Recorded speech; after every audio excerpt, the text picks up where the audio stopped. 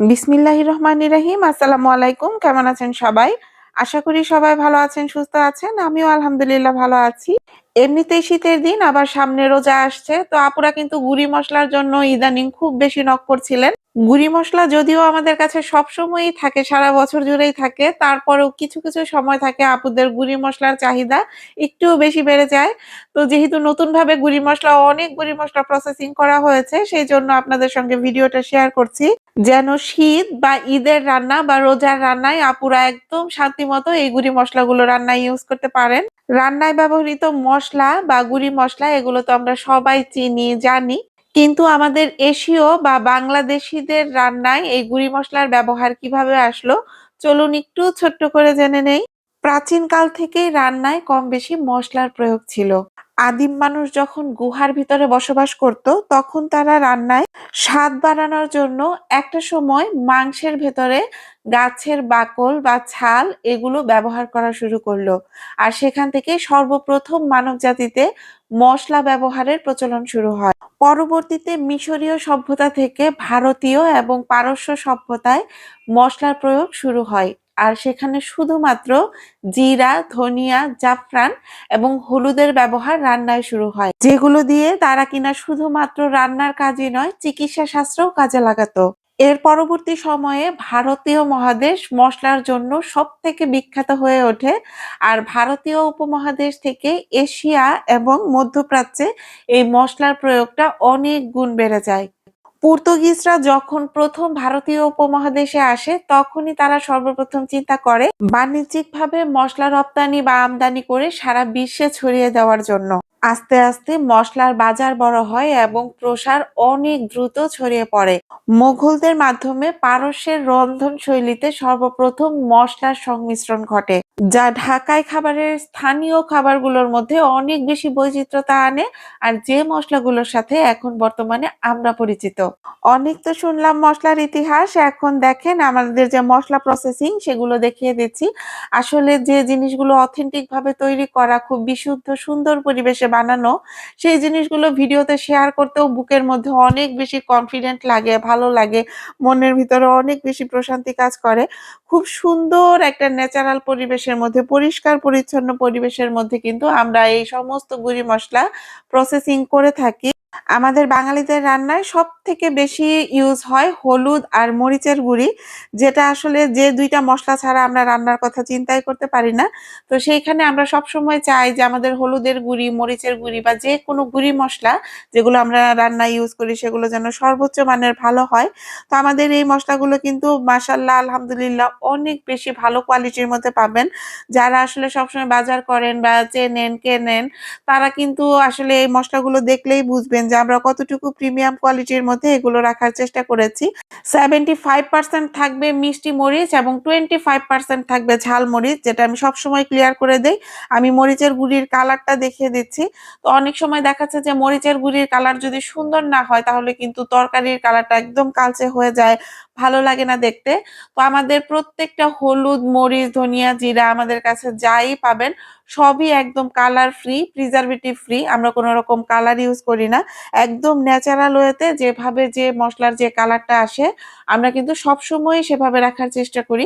মানে অর্গানিক শব্দটা যে ডেফিনিশনটা বহন করে, আমাদের প্রত্যেকটা অর্গানিক ফুডে আপনারা কিন্তু সেটা আসলে ফিল করতে পারবেন। এই যে দেখেন হলুদগুলোও কিন্তু একদম বাছাইকৃত। তো আমরা যখন হলুদ সংগ্রহ করি, সংগ্রহ করেই কিন্তু একদম সঙ্গে ধুয়ে শুকিয়ে এগুলো গুঁড়ো করে ফেলি না। সর্বপ্রথম এগুলো খুব সুন্দর করে বাছাই করা হয়, ভেঙে ভিতরের অবস্থাগুলো দেখা হয়। তারপর কিন্তু সুন্দর করে ধুয়ে যত রকম মানে ময়লা আছে এগুলা ২ বার ৩ বার করে ধুয়ে তারপর হচ্ছে কড়া রোদে শুকিয়ে দেন এগুলো হচ্ছে মেশিনে গুঁড়া করা হয়। আর গুঁড়া করার পরেও কিন্তু আসলে আরো কিছু স্টেপ থাকে যেগুলো ভিডিওতে দেখতেই পারবেন। যদিও গুঁড়ি মসলার উপর আমি এর আগেও অনেকবার ভিডিও দিয়েছি। তারপরেও এবার যেহেতু একদম নতুন সিজনের নতুন সব মসলা, তো সেইজন্য প্রসেসিং ভিডিওগুলোই আপনাদের সঙ্গে শেয়ার করে দিচ্ছি। যারা নতুন নিবেন তারা যেন একদম কনফিডেন্ট এর সাথে দেখে শুনে বুঝে তারপর হচ্ছে মসলাগুলো অর্ডার করতে পারেন।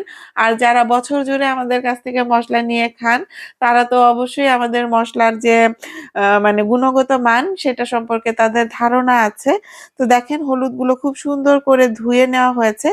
এরপর কিন্তু হলুদগুলো শুকানো হবে। তো আমি একদম গুঁড়ি করার পর যে কালারটা এসছে সেই কালারটা দেখিয়ে দিচ্ছি। তো এখানে হলুদ আর মরিচ ২ টাই কিন্তু আমি পাশাপাশি রেখে দেখিয়ে দিচ্ছি। ন্যাচারাল ওয়েতে এগুলার যে কালার এসেছে আমি বললাম হাতে যাওয়ার পর আপনারা অবশ্যই সন্তুষ্ট হবেন। আসলে এই মসলা প্রসেসিং করার যে বিষয়টা এগুলো যে কত বেশি ঝামেলার আমরা গৃহিণীরা কিন্তু খুব বুঝি। কিন্তু কর্মব্যস্ত জীবনে আমরা সবাই অনেক ব্যস্ত। এই ব্যস্ততার মধ্যেও কিন্তু আমাদের এই রান্নার যে গুঁড়ি মসলা এগুলোর ব্যবস্থা করতে হয়।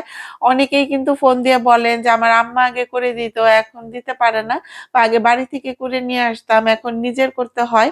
তো সেইসব আপুদের জন্য বলছি একদম নিশ্চিন্ত মনে একদম ঘরের স্বাদের মসলাই কিন্তু পাবেন। কারণ ভিডিওতে মানে যা দেখানো হচ্ছে সরাসরি সেই প্রোডাক্টটাই কিন্তু আপনাদের হাত পর্যন্ত পৌঁছে যাবে। সবথেকে বেশি কষ্ট হয় মরিচ, তারপর হচ্ছে ধনিয়া আর জিরাটা শুকানো সবথেকে বেশি কষ্ট। মরিচের মধ্যে অনেক বেশি মানে ঝাঁঝালো অবস্থায় খুশকি ছাড়ে। আবার এই যে ধনিয়া, জিরা এগুলা কিন্তু বেশ অনেকবার রোদ দিতে হয় ধোয়ার পর। খোলা বাজারের কেনা মসলা বা প্যাকেটজাত মসলা অনেক সময় দেখবেন ফাঙ্গাস এসে যায়। এটা শুধুমাত্র একটা মাত্র কারণই এটা কিন্তু খুব ভালো মতো শুকানো থাকে না। আবার যারা বিশাল পরিসরে বাণিজ্যিকভাবে এই মসলাগুলো বিশাল বাণিজ্যিক পরিসরে শুরু করেন, তারা কিন্তু বেশিরভাগই মানে ড্রায়ার মেশিনে এই মসলাগুলো শুকিয়ে থাকেন। তো আমি যেটা সবসময় আমার কাছে থাকে সেটাই বলি, আমরা সবসময় খুব অল্প কোয়ান্টিটিতে সব প্রোডাক্ট মানে প্রোডাকশন করি। যেন মানে চাহিদা অনুযায়ী দিতে পারি। যেজন্য মাঝে আপুদের মানে আমি নাও করে দেই যে, "এখন নাই, কিছুদিন পরে আসছে, তখন আবার নেন।" দিতে না পারলে অবশ্যই কষ্ট লাগে ঠিক আছে। কিন্তু না থাকা একটা শান্তি আছে। কিন্তু মানে তাড়াহুড়া করে একটা জিনিস প্রসেসিং করে মানে ভালো কোয়ালিটি বজায় না রেখে দেওয়াটার মধ্যে কিন্তু কোন রকম শান্তি আমি পাই না। এট লিস্ট খাবার জিনিস এটা যেন সবার হাতে গেলে আপুরা অনেক বেশি খুশি হন। ড্রায়ার মেশিনে যখন মসলা ড্রাই করা হয় তখন এগুলার আসলে যে ন্যাচারাল ময়েশ্চার সেই ময়েশ্চার গুলো কিন্তু মানে বিদ্যুতের মাধ্যমে অনেকটাই শুকিয়ে যায়, যে কারণে এই মসলাগুলোর গুণগত মান অনেকটা কমে যায়। পাশাপাশি কালার ইউজের যে ব্যাপারটা মসলার মধ্যে, এইটা কিন্তু বাংলাদেশে ব্যাপক হারে মানে ব্যাপকভাবে বিস্তার লাভ করেছে। কিছুদিন আগে আমি যে আমাদের পাটালি গুড়ের উপর ভিডিও দিয়েছিলাম, আমাদের পাটালি গুড়ে কিন্তু প্রচুর পরিমাণ ভালো রেসপন্স। একটা মাত্র কারণেই এটা একদম অর্গানিক ওয়েতে আমরা বানাচ্ছি। ঠিক সেইম ওয়েতে সেইম প্রসেসেই কিন্তু সেই অর্গানিক ওয়েতেই কিন্তু আমরা এই গুঁড়ি মসলাগুলো বানাচ্ছি বা সবসময় বানাই। তো সেই ভিডিওতে বলেছিলাম এই যে আমাদের বিভিন্ন রকম শারীরিক অসুস্থতা এগুলো কিন্তু আসলে মেইনলি খাবারের জন্যই হচ্ছে, তাই না? খাবারের যে রং সেটা যে আমাদের শরীরের জন্য কি পরিমাণ মারাত্মক ক্ষতিকর সেটা আসলে কিছুদিন পরে যখন আমাদের বয়স হয়ে যাবে তখন আমরা বুঝতে পারবো। কারণ মানুষের হায়াত দিন অনেক কমে আসছে। আমরা হয়তোবা অলসতা করি মাঝে এই যে মসলাগুলো ভাঙানো আমাদের অনেক বেশি কষ্টকর হয়ে যায়। তখন আমরা বাহির থেকে প্যাকেটজাত মসলাগুলো কিনে নিয়ে আসি বা খোলা বাজারের মসলাগুলো আনি। কিন্তু খোলা বাজারের মসলা বা প্যাকেটজাত মসলা কালার ফ্রি এটা গ্যারান্টেড হওয়া খুব বেশি কঠিন। আসলে আমরা নিজেরাও জানি না। কিন্তু আমি একদম 100% গ্যারান্টি দিয়ে বলছি, আমাদের এই মসলাগুলোতে যদি কোনো রকম কেমিক্যাল বা কোনো রকম কালারের উপস্থিতি বুঝতে পারেন, সেটা কখনোই সম্ভব না। কারণ কালার বলতে কোনো কিছুই আমরা কখনো ইউজ করি না। তো দেখেন এই যে ধনিয়া, জিরা এগুলো খুব সুন্দর করে প্রসেসিং করার পর এগুলো এই যে এভাবে চেলে নেওয়া হচ্ছে। এগুলো থেকে অনেক বেশি ছাঁকা বের হয়। যদিও অনেকবার এগুলো সুন্দর করে ঝাড়াই-মোছাই করা হয়, ধোয়া হয়। তারপর কিন্তু এগুলো ভাঙানো হয়। তারপর এগুলোর মধ্যে যে এক্সট্রা গুঁড়িগুলো থাকে সেগুলো কিন্তু আমরা আলাদা করে রেখে শুধুমাত্র মিহি যে গুঁড়িটা থাকে সেটাই আপনাদের মাঝে দিয়ে থাকি। আমি বারবারই বলছি আপনার ঘরের বানানো মসলার সঙ্গে এই মসলার কোনো রকম পার্থক্য পাবেন না, কোনো রকম বাণিজ্যিকতার ছোঁয়াও পাবেন না। তো এগুলা হচ্ছে আমাদের প্রিমিয়াম কোয়ালিটির ধনিয়ার গুঁড়ি। তো ধনিয়ার গুঁড়িটা আসলে আমাদের কাছে ২ রকম হয়। একটা হচ্ছে স্পেশাল ধনিয়া আরেকটা হচ্ছে প্লেন ধনিয়া। তো স্পেশাল ধনিয়াটার মধ্যে কিন্তু বেশ কয়েক রকম মসলা মিক্সড করে তারপর আমরা বানিয়ে থাকি। আর যেটা প্লেন ধনিয়া সেটার মধ্যে শুধুমাত্র ধনিয়ার গুঁড়িটাই পাবেন। তো এই যে চেলে নেওয়ার পর কতগুলো ছাঁকা বের হয়েছে, তো এগুলো কিন্তু সব মসলা থেকে আলাদা করে রেখেছি। তো এত যত্ন সহকারে আমি আসলে প্রত্যেকটা জিনিস প্রসেসিং করাই বা করি। কারণ হচ্ছে আমার কাছে একটা জিনিসই মনে হয় যে ঘর সাজানোর জিনিস বা অন্যান্য বাহ্যিক জিনিস যেগুলোতে একটু সমস্যা হলেও হয়তোবা টাকা দিয়ে কিনলেও খুব একটা আফসোস থাকে না। কিন্তু যে জিনিসটা সরাসরি আমার বডিতে প্রবেশ করবে, সেই জিনিসটা অবশ্যই আমাকে একদম পিওর রাখতে হবে। তা না হলে একদম সৃষ্টিকর্তার কাছে জবাবদিহিতার মধ্যে থেকে যাব। তো আসলে ঐরকম সাহস আমার হয় না। আমি আমার খাবারের ভিডিওতে সবসময়ই বলি যে, খাবার জিনিস নিয়ে হেরফের করার কোনো রকম সাহস আমার হয় না। আমার যখন প্রোডাকশন কস্ট এ কুলাবে না বা আমি দিতে পারব না, তখন আমি সবাইকে না করে দিব যে, "আমার কাছে নাই, আমি দিতে পারছি না।" কিন্তু একটা হালাল জিনিসকে আমি আসলে হারাম করতে চাই না। এটা আমি সবসময়ই বলি। তো এই যে দেখেন জিরার গুঁড়িটাও দেখিয়ে দিচ্ছি। আমাদের জিরাগুলো কিন্তু একদম এক্সপোর্টেড জিরা। খুব সুন্দর তীক্ষ্ণ একটা ঘ্রাণ পাবেন। যে জিনিসটা আমি নিজে স্যাটিসফাইড হয়ে খেতে না পারবো, সেই জিনিসটা আমি মানুষের মধ্যে যে কোনোভাবে দিব, সেটা আসলে আমার কোনো রকমেই মানে মনে টানে না বা সাহস হয় না। তো এইজন্যই কিন্তু মাঝে, মাঝে আপুরা শোনেন এটা নাই, ওইটা নাই। বলি যে, "আপু কিছুদিন পরে নেন প্রসেসিং হচ্ছে।" তো আমি এখন সুন্দর প্যাকেজিংটা দেখিয়ে দিচ্ছি। দেখেন খুব সুন্দর করে এরকম ফয়েল পেপার দিয়ে কিন্তু এগুলো র‍্যাপ করা থাকবে। তো ফয়েলিং করার কারণে কিন্তু এগুলোর মধ্যে কোনো বাতাস ঢুকবে না। এগুলো যে জমাট বেঁধে যাওয়া বা পোকা হওয়া, কোনো রকম এরকম ঝামেলা হওয়ার কোনো পসিবিলিটি নেই। তো আমাদের যে হলুদের গুঁড়িটা অনেক আপুরাই কিন্তু এই হলুদের গুঁড়িগুলো দুধের সঙ্গে মিক্সড করে খান। সেটা তারা খান ঔষধি উপাদান হিসেবে। তো এই যে আমাদের হচ্ছে স্পেশাল ধনিয়ার গুঁড়ি। তো এগুলো আসলে 1/2 কেজির জারেও পাবেন, 200 গ্রাম জারেও পাবেন। তো সর্বপ্রথম আমরা যখন গুঁড়ি মসলাটা লঞ্চ করি, তখন কিন্তু আমাদের কাছে ১০০ গ্রামের জারও ছিল। তো বর্তমানে আসলে আমাদের কাছে ১০০ গ্রামের কোনো জার নাই। সেটা আমরা দিয়েছিলাম শুধুমাত্র টেস্টাল চুজ হিসেবে মানুষ যেন নিতে পারে। তো এখন আসলে আর সেই টেস্টাল চুজ এর কোনো আ জায়গা নাই। আপুরা যারা ডেলিভারি চার্জ দিয়ে প্রোডাক্ট নেন, তারা বেশি পরিমাণেই নেন। তো সেইজন্য আসলে ছোট পরিবারের জন্য ২০০ গ্রামের ব্যবস্থা রেখেছি। আর যারা বড় পরিবার তারা হচ্ছে দীর্ঘদিন খাওয়ার জন্য 1/2 কেজির জারগুলো নিতে পারবেন। এই যে স্পেশাল ধনিয়ার গুঁড়িটা, এই জিনিসটা আসলে খাবারটাকে ন্যাচারালি কত যে ফ্লেভারফুল করে। যারা একবার নেয় তারা কিন্তু আস্তে, আস্তে প্লেন ধনিয়ার গুঁড়িটা খাওয়া একদম ছেড়ে দেন।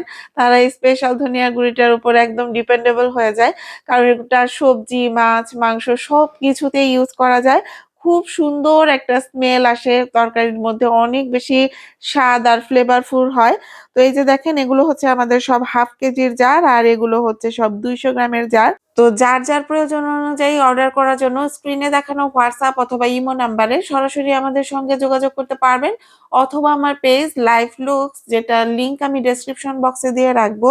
সেখানে নক দিয়েও কিন্তু আপনার প্রয়োজনীয় মসলাটা অর্ডার করে ফেলতে পারবেন।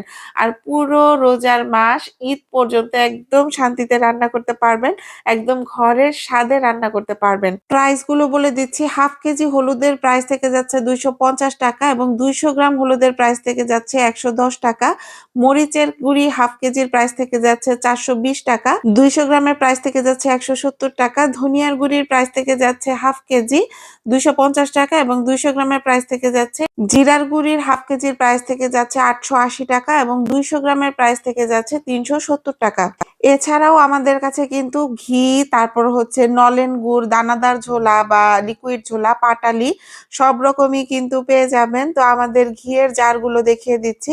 তো দেখেন এটা হচ্ছে উম আ 1/2 কেজির জার, এটা হচ্ছে ২৫০ গ্রামের জার এবং এটা হচ্ছে ১ কেজির জার। তো বর্তমানে সম্ভবত আ ২৫০ গ্রামের কোনো জার আমাদের স্টকে আর এভেইলেবল নাই। কারণ ভিডিওটা যেহেতু ২-৩ দিন আগে করা, তো আমি একটু দেখিয়ে দিচ্ছি। দেখেন শীত আসলে ঘিয়ের মধ্যে কিন্তু প্রচুর দানা হয়। আর গরমের দিনে ঘিটা আমাদের আসলে ন্যাচারাল ওয়েতে যেহেতু বানানো, এগুলা কিন্তু আসলে এত বেশি দানাদার আমরা করতে পারি না সবসময়। আর একদম যখন ফুল শীতের সিজন থাকে বা ঠান্ডা, ঠান্ডা থাকে তখন কিন্তু এগুলো একদম জমে যায়। তো আসলে আ গরমের মধ্যে যে দানা হয় না তা কিন্তু না। ঘি হচ্ছে দুধের তেল। এটা আসলে আপনাদের মেনে নিতেই হবে। তো আ তারপরেও আমি বলছি আমাদের ঘি যারা সবসময় খান তারা কিন্তু এগুলোর একদম ফ্যান হয়ে যান। একদম টপ নচ কোয়ালিটির ঘি। আর এখানে হচ্ছে আমি দেখিয়ে দিচ্ছি আমাদের পাটালি গুড়টা। পাটালি গুড়টাও কিন্তু একদম শীতের ফুল সিজনই পাবেন। একদম রসের মান যখন খারাপ হতে থাকবে তখন কিন্তু আমরা আসলে পাটালি গুড়টা দেওয়া বন্ধ করে দিব বা নলেন গুড়, ঝোলা গুড়, দানাদার ছোলা। যার যেটা পছন্দ সে সেভাবেই কিন্তু অর্ডার করতে পারবেন। আর আমাদের এই গুড়গুলো দিয়ে পিঠা বানিয়ে খেয়ে আপুরা এত বেশি স্যাটিসফাইড। এই গুড়গুলো চুলাতে জাল দেওয়ার সময় একদম কাঁচা রসের একটা ঘ্রাণ পাওয়া যায়। তো যাই হোক এখান থেকেই বিদায় নিচ্ছি। আল্লাহ হাফেজ। আসসালামু আলাইকুম।